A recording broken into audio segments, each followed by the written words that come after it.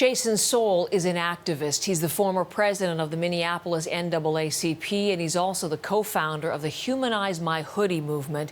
He's with me now from his home in Minneapolis, and welcome to our program. I'm really looking forward to our conversation, Mr. Soul. Good morning. Thank you for having me on. I appreciate it.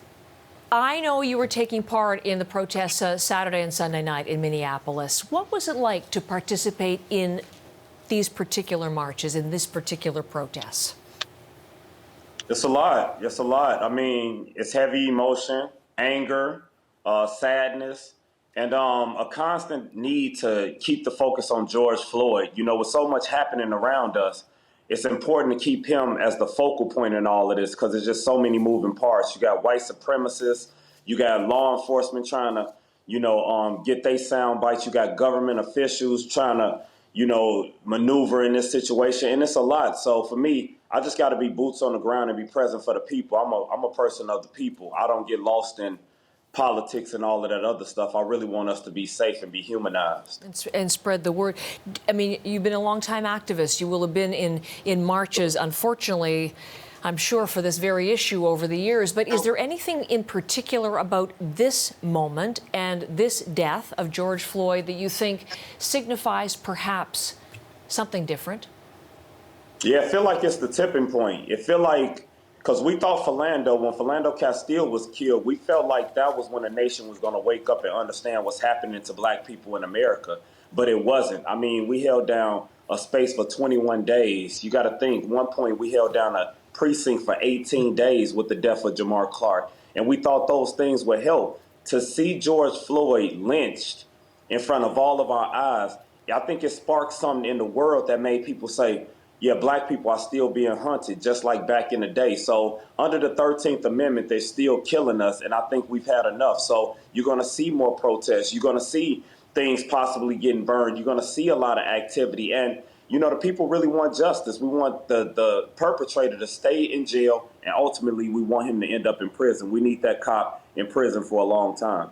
And certainly, so we're hearing that from you. We've heard that from Mr. Floyd's family as well. But you're right. I mean, going back to that video, it was just so excruciating to watch, and it brought an awareness that perhaps we wouldn't have had without it. But how do you go from the awareness over that and bring or get to the change, get to the justice that you're seeking so rightly? Yeah, I mean, we start with the first cop, then we arrest the other 3 police officers. Then we talk about how do we shrink the police department, then ultimately how do we abolish it.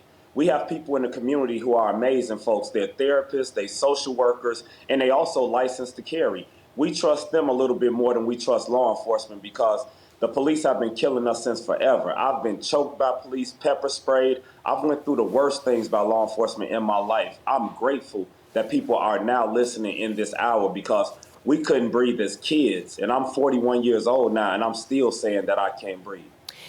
I want to ask about the role of others in all of this. We were just playing a little clip from the governor of Minnesota, you probably heard, and he said this: we do this right together and we get a change.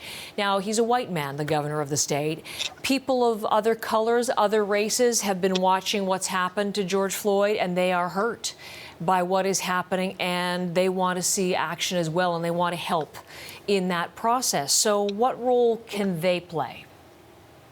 I mean, we taking our power back. Like, we're not listening to government officials. Governor Walz, he's not out here with us at night. He's not worried about the black community and figuring out what needs to happen. I mean, think about that yesterday. My wife and my other family members were on the bridge yesterday, and an 18-wheeler made it through. They can't protect us. They don't know what they're doing. They've been able to act for so long, but now they're being exposed. So the power is with the people. We're going to figure out the solutions, and we got the skill set to actually make a safer world. And that's what we're working for in this hour. So even for people who are not part of the African-American community, I mean, even to be actively anti-racist, to step forward, to denounce racism wherever we see it, that's not part of the solution as you see it. It's all to come from within your community? No, I mean, we have allies who step up and fight against racism. Absolutely. We got to tear it down in schools. You got to think about Zora Neale Hurston. She said black people experience racism just crossing the street. So absolutely, white people need to check their white family members. Absolutely, we need that work done, but we also need a divestment from police and have that money reinvested in the black and brown community and other indigenous communities. That has to happen if we're going to truly have equity. I want to ask about leadership. We've been showing some scenes. You would have heard me talk about what's been going on in Washington. At the White House, they actually flipped off the lights last night as the protests went on. And the president, we learned on Friday night, took refuge in the bunker as the violence was reaching its peak on Friday night. What should Donald Trump do now? Get impeached. I mean, get out the way. You know, get real leadership in there. We don't need people who are clowns and puppets for white supremacy. You know, on some level, he's facilitating a lot of this stuff by saying, if they looting, you shoot them. We don't need anybody like that. We need a true leader. I've been an effective leader in my life, and I'm grateful for that and privileged to be able to say that. He's not a leader. He's nobody I can look up to. So I don't listen to what he say. I watch what he does. And it's time for him to get out of that office. It's not for him. I want to talk about a couple of other moments on the other side of things. Officers, when you talk about you trust a lot of things more than police.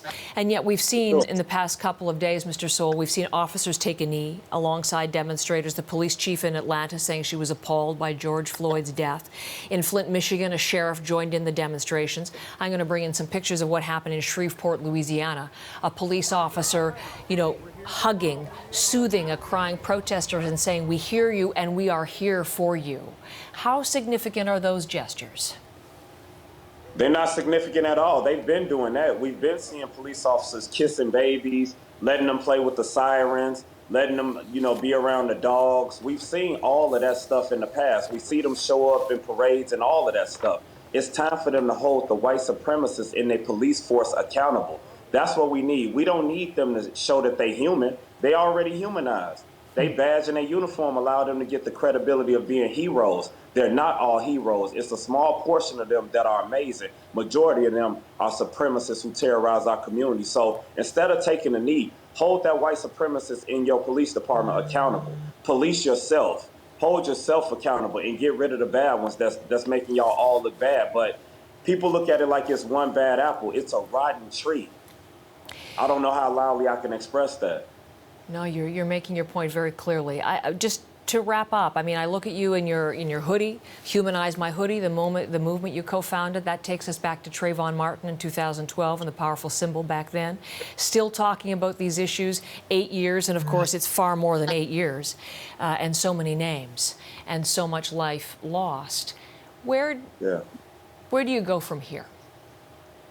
We continue to rise up. We continue to protect our families. We continue to speak truth to power, and we don't stop. Our ancestors blessed us with so much, and it's like, I'm not going to let them down. Harriet Tubman fought for us. Nat Turner fought for us. Frederick Douglass fought for us, and I'm not going to let them down. So I'm willing to risk it all to see a brighter day for my children and my children's children. So we continue to fight, man. Every time you got a voice or a microphone, use it to change the lives of somebody who's being oppressed. For me, I'm an ally to the disabled community. I'm an ally to the trans community. I'm an ally to people who are atheist or Muslim or Christian. Like, I try to support and love everyone. Until we can actually just look at everyone and say, I love you, we're going to continue to struggle with these issues. I want everyone to be humanized, and I don't want to have to wear this. Jason Sowell, hope you'll come back as we continue to cover this the next days to come, and look long-term with you at the solutions, at the justice, at the change you're working so actively to bring about. Thanks for the time today. I really appreciate it. Absolutely. Thank you for having me. You're very welcome. The former president of the Minneapolis NAACP there in Minneapolis.